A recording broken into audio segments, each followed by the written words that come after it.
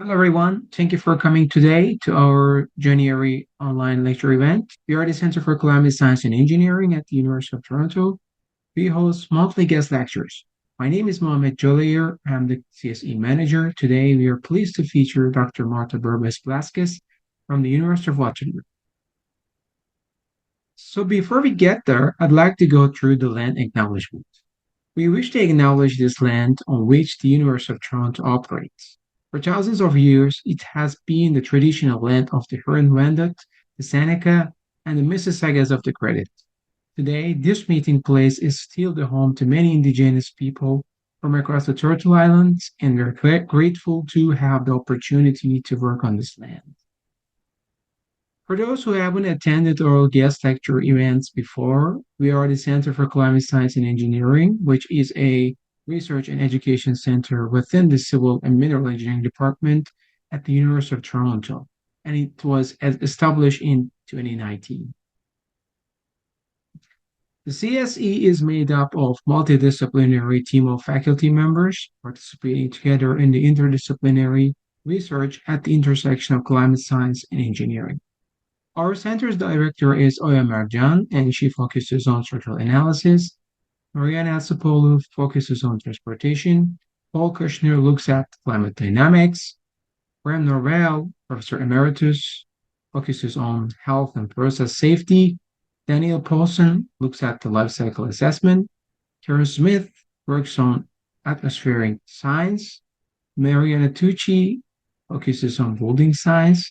Sam Markov from the University of California, Merced, focuses on sustainability and resilience. And then me, the CSE manager. So what are the key activities that CSE is doing? Some of the activities going on within the CSE are education around climate science and engineering. There are two graduate courses that have been developed and run at the University of Toronto. 8 online learning modules were developed and are available for use in Ontario higher education environments. Secondly, our faculty members are collaboratively carrying out research projects at the intersection of climate science and engineering. And finally, our team is arranging outreach activities just like this one, where we invite the public or university people to give a presentation about topics that are aligned with the mandate and vision we have at the center. Now, I'd like to introduce today's guest lecture speaker. Dr. Marta Burbes Blasquez is an assistant professor in the School of Planning and the Faculty of Environment of the University of Waterloo. Her research focuses on the human dimensions of environmental change in urban and regional, social, ecological, technological systems with an emphasis on perspectives from marginalized populations. She is a co-lead of the Features and Scenarios team of the Central Arizona Phoenix long-term ecological research that engage with a variety of actors to envision positive urban features in the Phoenix Valley. Her international collaborations include work with the Urban Resilience, Extreme Sustainability Research Network, Natura, and the Biosphere Features. Locally, she has developed a variety of research partnerships with community members and organizers to catalyze change toward environmentally just features. She's going to give a presentation on reimagining sustainable urban features. Dr. Burbes, welcome. We're pleased to hear more about your research. The floor is yours. I'm going to share my slides, and I assume that everybody can see them. Okay, perfect. Thank you. So really, it's a pleasure to be able to share a little bit of my research with you. I do want to thank you, Daniela, initially, and Mohammed for all the behind the scenes organizing in getting this webinar together. I think it's a pleasure to be able to share my work with climate science and engineering at U of T. I had the opportunity to look a little bit through your website, and also I happen to know Sam Markov. We were together at ASU as postdocs, and so it seems that there is a lot of work that this center is doing that will have impacts for the future of cities. And so I do hope that this is maybe one of many conversations to be had. So today, what I wanted to do was to share with you some of the perspectives that perhaps the center has not maybe fully embodied yet. And I wanted to focus my work on futures and on cities. And so, I also, before I start, I do want to acknowledge that I do live and work and play in the traditional lands of the Haudenosaunee, Neutral, and Anishinaabe people, and that the University of Waterloo, where I work, is located in the Haldeman Tract, which was the land that is 6 miles on either side of the Grand River that was promised to the Six Nations.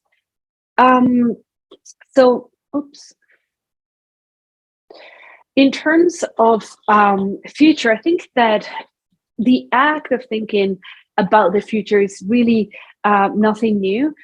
Since antiquity and throughout many different societies, people have had ways of thinking, of pondering about the future. So be it tarot cards, be it the Oracle of Delphi, be it the tea leaves, people have been curious about the future. Obviously, these forms were not, they didn't have any predictive power, but the truth is that almost doesn't really matter.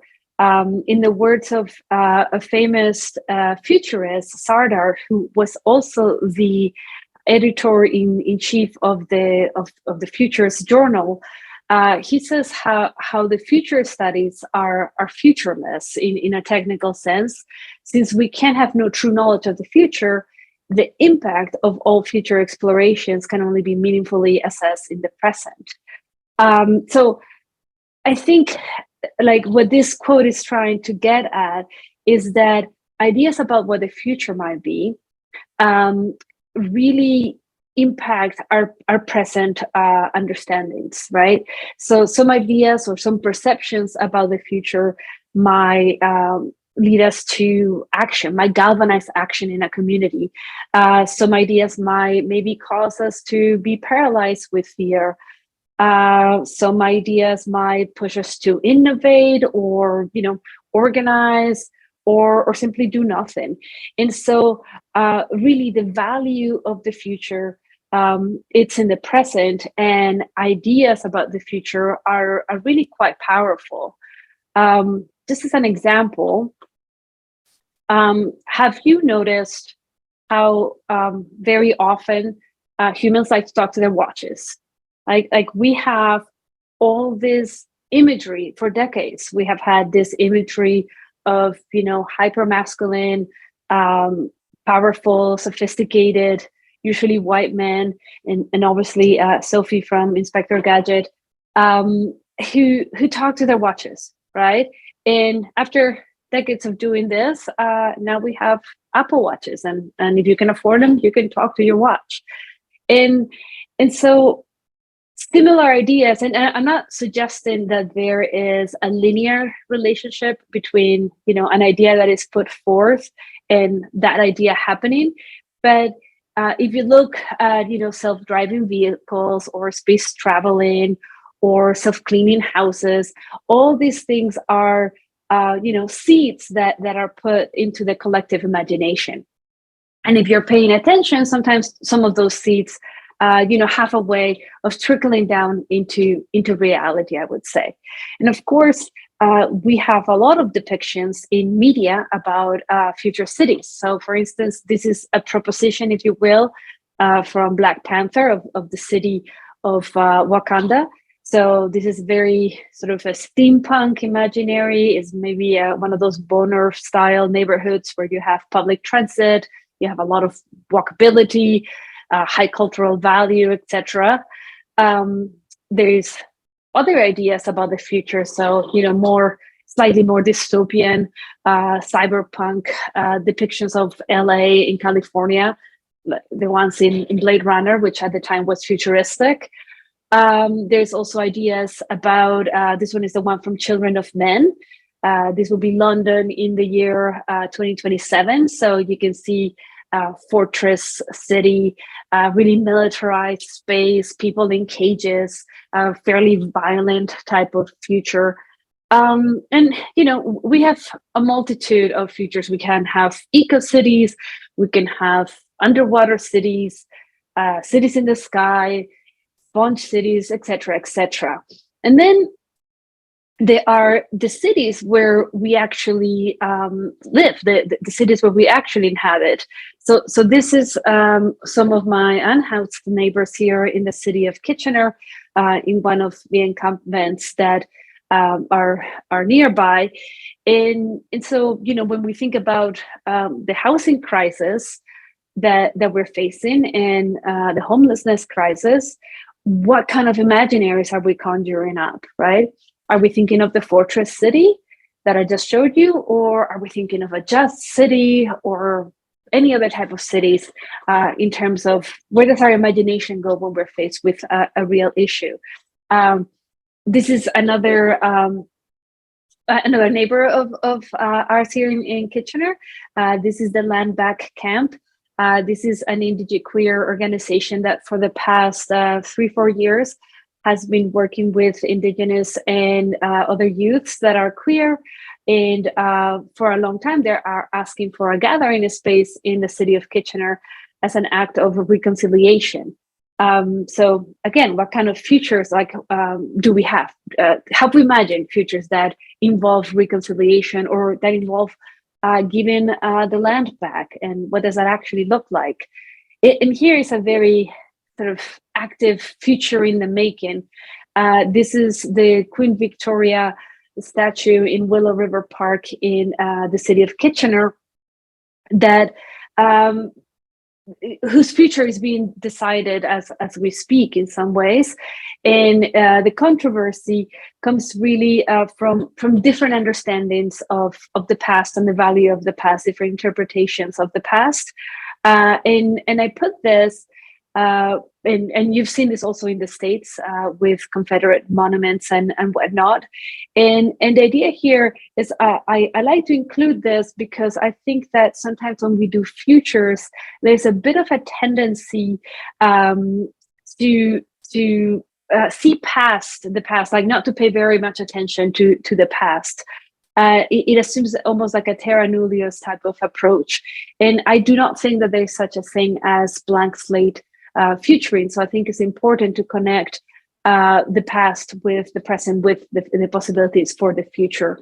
And on this note, I do think that, especially in my work, I think it's important to center justice, to look at historical harms and to look at the future as opportunities to maybe right those wrongs, and also to consider how power flows in cities and in the spaces that we're working in.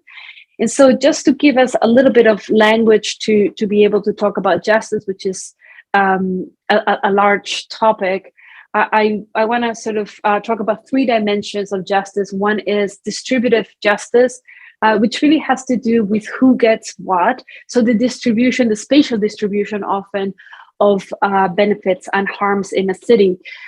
We also have procedural justice, which has to do with how decisions are taken and how inclusive of different voices those procedures, those decision-making processes are.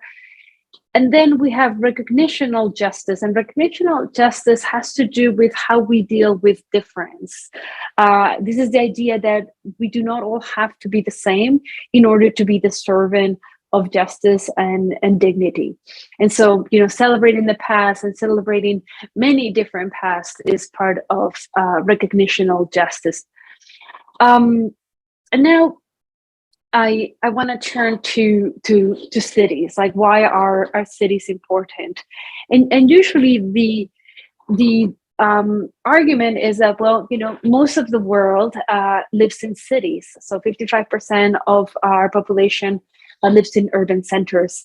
And of course, this is projected to increase by 2050. 68% of the world will live in cities. So 2/3 of humanity will be urban dwellers. But I think more interestingly for me is that cities seem to be at a crossroads. And what I mean by that, the IPCC in their latest assessment report, it talks about this problematic. Well, it talks about how cities are both an issue, but also a place of possibilities. So this is the quote from the IPCC. They talk about how although urbanization is a global trend that is often associated with increased incomes and higher consumption, and indeed, cities are responsible for 2/3 of emissions. It also says that the growing concentration of people and activities is an opportunity to increase resource efficiency and decarbonize at scale. So, there is an opportunity there, or I like to read this as an opportunity. And I think that indeed, when we look at the consequences of disregarding climate change, they're dire and they are increasingly more and more evident. You can look north, south, east, west, coast to coast to coast, and we can see, more frequent and more harmful climate impacts, be it like heat waves or melting ice or hurricanes or what have you, fires, etc. And so all of this will impact our ability to live good lives, as well to bring the possibility of bringing those that are not currently enjoying the same standard of living into prosperity. And of course, we also have to remember that when it comes to climate change, this is one of those cases where those people who maybe have contributed the least are still being impacted the most. So I think, again, this is one of the reasons why I do like to center justice in my work. And if you're one of those people that considers the glasses half full, you can look at cities as places of action and places where there is some hope. And you can see that over 600 Canadian municipalities have declared a climate emergency, and there have been many initiatives that have been led by cities, be the C40 cities, be the 100 resilient cities, etc. So I think that cities are an important place for galvanizing action towards climate change. But again, there's also challenges, and I think one of the challenges that I was reading about is this challenge of the imagination. So I was reading this article that talked about the failure of the imagination, and what they meant by that, it was we're failing to really understand and to really grasp the magnitude of the global environmental challenges and social challenges that we're currently facing. We are also failing to recognize the societal structures that create and recreate, reproduce these risks. And finally, there's this failure to collectively reimagine alternative futures. And this one really, obviously, as somebody who does urban futures, this one really spoke to me, because I think that this is where future visioning can play a role. And visioning, it's usually defined as the process or processes. Usually it's a series of activities of imagining positive futures. And the idea is that through this, the creation of these positive futures, that you can guide policy and action and decision making towards more sustainable futures. Also, usually visioning, it tends to be more participatory than other forms of scenario planning, for instance. And so the idea with futuring is that you can intervene to find these pathways, sort of like find your way like through these like messy pathways that are in the middle of the slide, from the present, which is where we are now, all the messiness of trials and tribulations that we're going to have to go through to hopefully end in that subset of all possible futures that are actually sustainable urban futures. And so I've been working, so I'm going to present now two ways in which I have gone about creating these urban visions. Let me just check how I'm doing for time. Okay, good. So I'm going to be referring to first the project. It was called the Urban Resilience to Extreme Events Sustainability Research Network. And this was a project that involved 9 cities in the United States and Latin America. And in this project, we were working particularly with climate impacts related to flooding, extreme heat, and drought. And this was an explicitly anticipatory futures approach that we took to tackling climate resilience. We also, one of the constructs that we used in this case was to think of cities as social, ecological, technological systems, which means that we were looking at all those 3 different dimensions of cities that you can see in the cities, but we were also looking at how those domains interacted among each other, as well as across scales.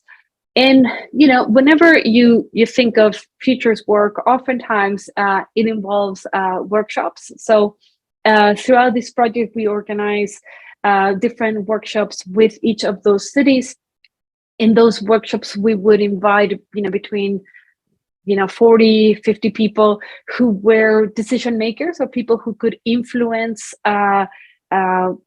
urban planning and decision making.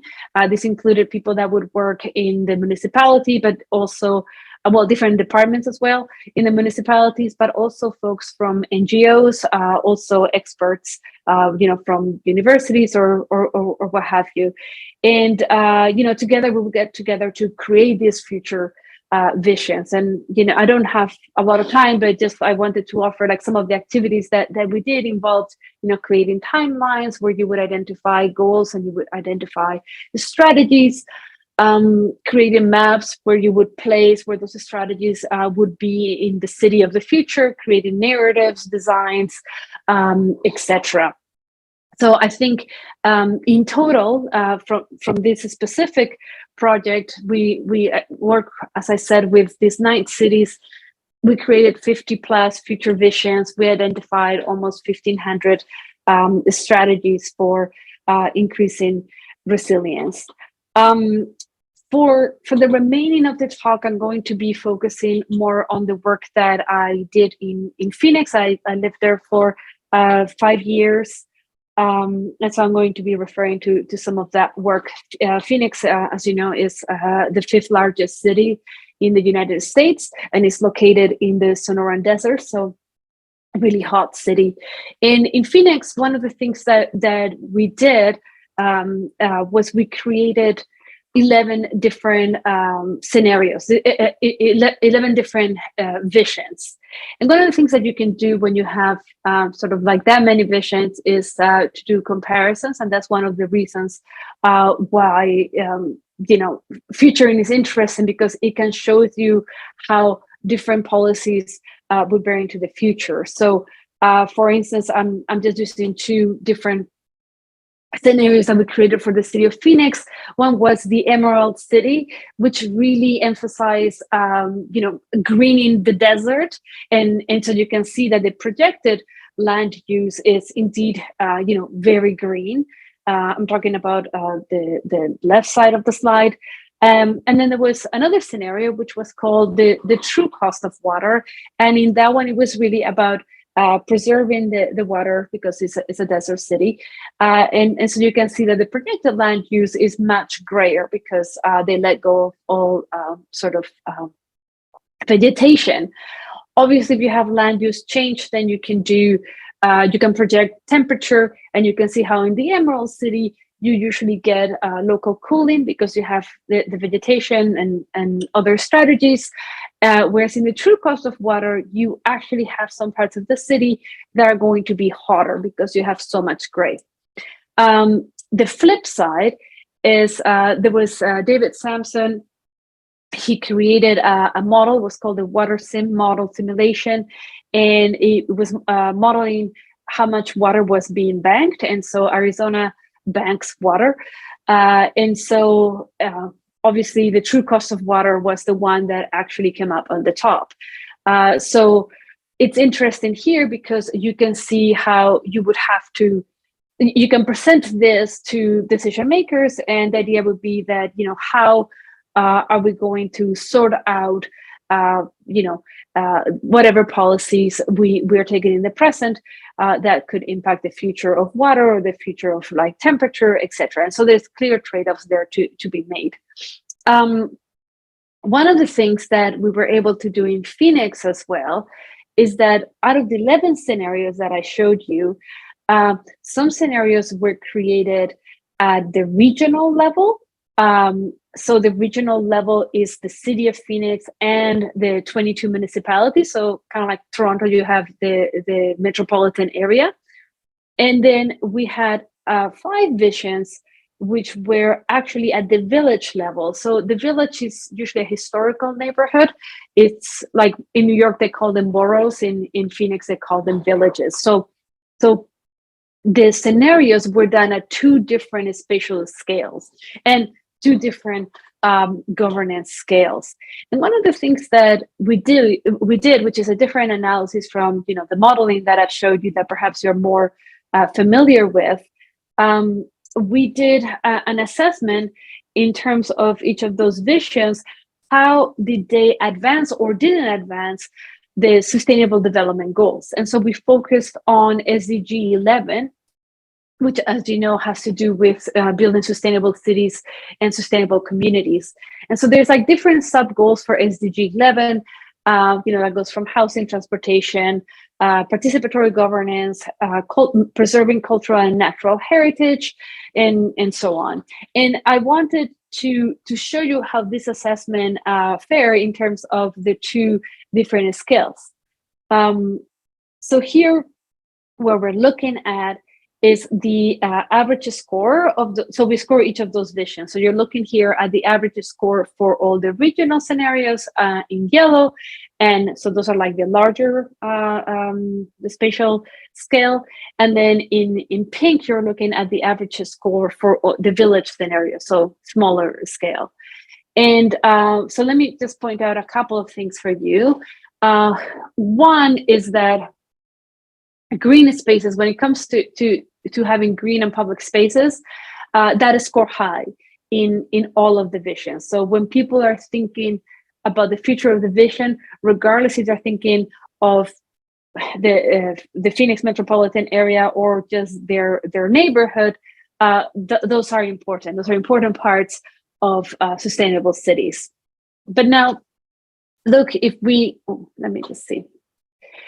If I take away the yellow, and so we're just looking right now at the village scenarios, so these ones are the neighborhood scenarios, we see that they have a focus on like really social things like housing and transportation and participation, and that sort of thing scores high in the village scenarios, in the neighborhood scenarios.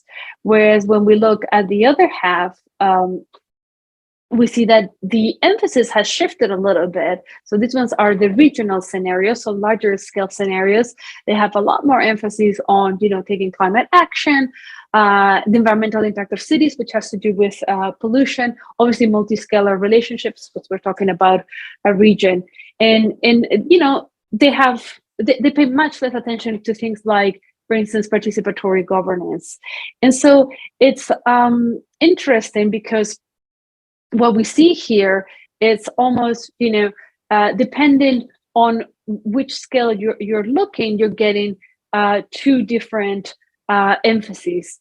And what this really shows to me is that it is really critical and it's really important to actually understand who sits around those tables, making those futures or projecting those ideas into the future.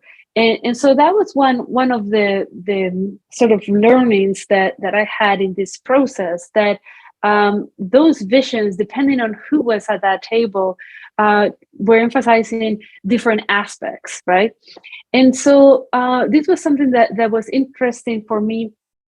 And also I think that in some ways what was also telling me was that we were missing some of the visions of the people who were really vulnerable in the city of Phoenix, because those would be the people that were likely not going to be invited, or maybe they wouldn't even feel at ease in some of our workshops. And so I decided at that time to start doing features in a slightly different way. So I started to focus on futures with this part of the city, which is South Phoenix. And I started to work with the communities that live in the south of Phoenix. And in particular, I started working with a school and their teacher. This is his name is Regional Carrillo, and the school was Academia del Pueblo Elementary School.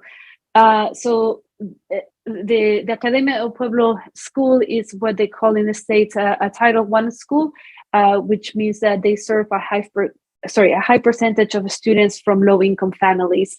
And in this case, the majority were Latinx students.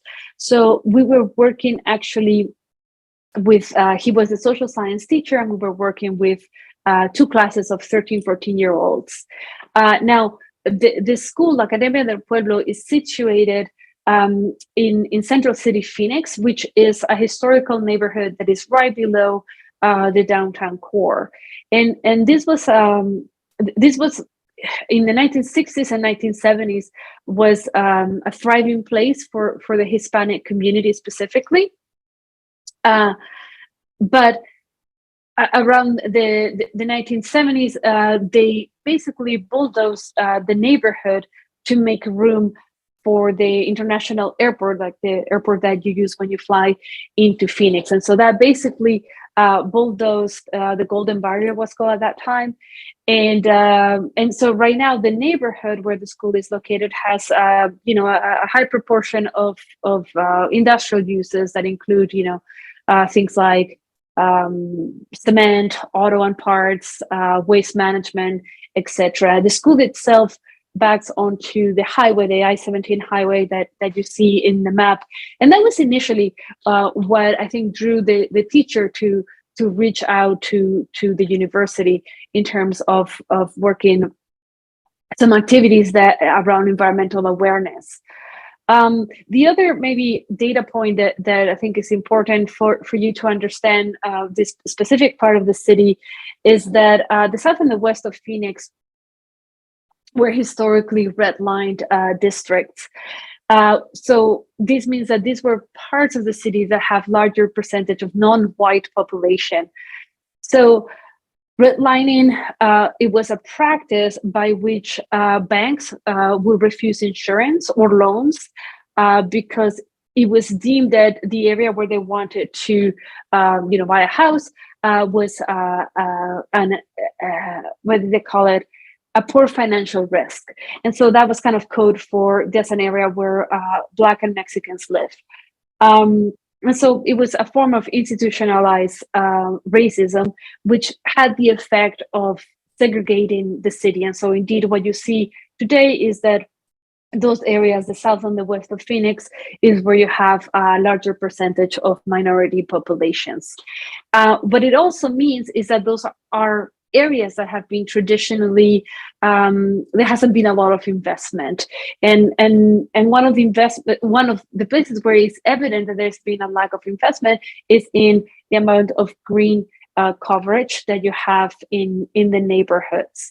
And so when we started having a conversation with the school teacher, green space was an important topic, not only because it was important, we all enjoy green spaces in our cities, but also because green space, it cools down, it provides shade, so it cools down, and that's an important function of vegetation in Phoenix in the summer. As well, some of it can help with air pollution. Again, Phoenix has a lot of challenges with air pollution. And so what I wanted to sort of share with you today, it's how we started working, the school teacher and myself and some students from ASU. We started working with this with the grade 7 and 8 students in order to imagine what green space could look like in the neighborhood. And one of the things that we did when we were working together is we kind of had this like self-reflexive practice where we talked about our approach. And so we talked about our approach, and we talked about it, and I think it was maybe like a half joke, half serious, but we started calling it the barrio innovation. Barrio means neighborhood in Spanish. And so I wanted to share with you a little bit of like our working and sort of like the rules that we gave ourselves to engage with this community. One of the things about the barrio innovation approach was that we really wanted to be micro-local. And that was a choice that we made, and we were consciously and we made it consciously. I think that sometimes when we do some research or some work, we want to scale up and like be impactful in terms of changing laws and changing policies, and I think that that's important. Sometimes we think that we're successful when we impact greater numbers, so we are scaling out. But I think that in our work, what we were intending to do was to really try to scale deep. So the idea was like to connect with like cultural roots, specifically with those kids, with to celebrate their culture, because we thought that change might come from changing our values and changing the culture and celebrating that as well, not for that to be an aside. Another thing that we sort of talked about and we really tried to act on was this idea that we wanted to come into this project from a mind frame of abundance, like the idea that we weren't going to go and tell the kids that their neighborhood was like that red square on the map, or that the language that they spoke at home was an indicator of vulnerability or anything like that. We wanted to really celebrate their knowledge and center what they knew. So in order to do that, we started in 2019, 2020. And we started with an exercise of photo voice. Obviously, that was COVID got sent us all scrambling. So we again had to start in 2020, and we did the photo voice exercise. And the point of photo voice is to really get this. It was to get the students to tell us what kind of green spaces they had around and what they felt about their green spaces. And so I don't have time to sort of get into the details or what the pictures look like, but those are some of them. Photo voice comes from critical pedagogy, and the idea here was like to use it as a diagnostic tool. One of the things, another one of our sort of tenets, if you will, when we were working with the students was this idea that we were going to maintain that tension between the past, the present, and the future. So as a way of interpreting what we were doing and what we were seeing. And so like photo voice served a little bit in terms of being a diagnostic of the present. And the idea was that, maybe decisions that were made in the past, like decisions like redlining, really determined what the students were facing in the present. But also, we wanted to put the idea that the future was of their own making, that they were going to be, they were going to decide their futures, and to inspire them in seeing themselves as agents of change. And so, following the photo voice, which was diagnostic, we engaged with the students in a couple of design and futures exercises. These were, simple exercises. In one of them, we just printed the area around the school. So again, very micro local, very like barrio. and we had, pipe cleaners and different materials and Legos and that sort of thing, and we asked them to design the neighborhood that they wanted to see, and the things that they wanted to see in, the area surrounding their school. And so they came up with like, and some of them had to do with green space, and some of them didn't have to do with green space, and I think like they were both fine. Another way in which we got them to think about the future, and got them to think about themselves, and how they were going to be agents of change, was through the use of this cartoon and narratives. So they got tasked with making this, like this little comic about their neighborhood. And we even got them to like record the dialogues and whatnot. And so they often, they would have like the narrative, and oftentimes like they would put themselves into that narrative so that they were agents of change. Oftentimes the narrative was, there's some issue in their neighborhood, maybe there was dirt or there was garbage or something like that, and they would get together and they work to solve it. And so the idea, again, it didn't really matter too much what narratives they were saying, as long as they saw themselves as actors in those particular narratives.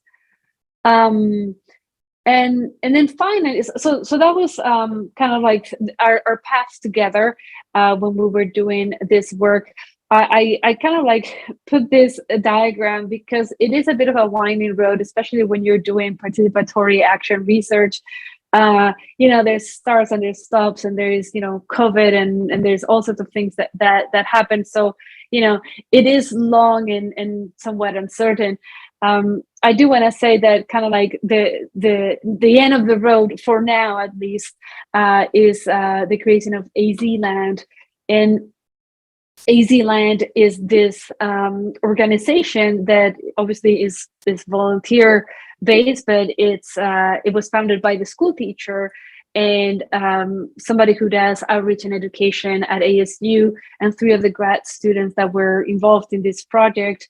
And the idea is to continue to apply this barrio innovation to other issues that are important to those communities. And I've somehow stepped away from it, but I do take that as the hallmark of a good project. When your leadership is not longer needed and things are happening without you having to activate them. So that is sort of like that's it for now. But I'm sure they're going to be coming up with more exciting stuff. So that kind of takes me to the end of my talk. Oops, sorry. Just a couple of remarks. I mean, I hope that in this talk, more or less helps to demystify, if you will, some of the futuring work, and to also illustrate how futuring can be an important part of the work and the research that we do. I think that one of the parts of futuring that I really enjoy is like that it forces me to keep in mind like this tension between problems and hopes, right? I think that featuring kind of makes you have to consider those two together. I think that if you think of problems only, you tend to become cynical. If we only focus on the solutions, I think that you risk also becoming naive, and I really think that we can't really afford either of them. So yes, I welcome your comments and your questions. Thank you very much.